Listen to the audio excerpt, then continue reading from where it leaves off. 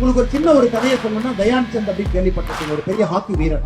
1928 ஆம்ஸ்டர்டாம்ல gold medal, 1932 லாஸ் ஏஞ்சலஸ்ல கோல்டு மெடல், 1936 பெர்லின் ஒலிம்பிக்ஸ் அதுலயும் கோல்டு மெடல். அவர் பாத்தீங்கன்னா 575 ஹாக்கி கோல் அடிச்சிருக்காரு, இன்டர்நேஷனல் ஹாக்கி கோல். வெறும் 160 மேட்ச்ல 575 hockey goal. Hockey master Dhyan Chand. 1936 Berlin ஒலிம்பிக்ஸ்ல விளையாடும் பொழுது அது அடால்ஃப் ஹிட்லர் பாக்குறாரு. தயான் சந்தினுடைய அந்த போட்டி திறமையை, அவருக்கு இருக்கக்கூடிய சக்தியை பார்த்துவிட்டு அடால்ஃப் ஹிட்லர் சொல்றாரு, நீங்க திரும்ப இந்தியாவுக்கு போகாதீங்க, நம்ம ஜெர்மன் நாட்டிலேயே தங்கிருங்க, ஜெர்மன் ராணுவத்தில் உங்களுக்கு ஒரு வேலை கொடுக்கின்றேன் என்று அடால்ஃப் ஹிட்லர் அவர்கள் தயான் சந்துக்கு அந்த இதை கொடுத்த பொழுது தயான் சந்த் அவர்கள் பெருமையா சொல்றாங்க, my country is not for sale, என்னுடைய நாடு விற்பனைக்குள்ளே.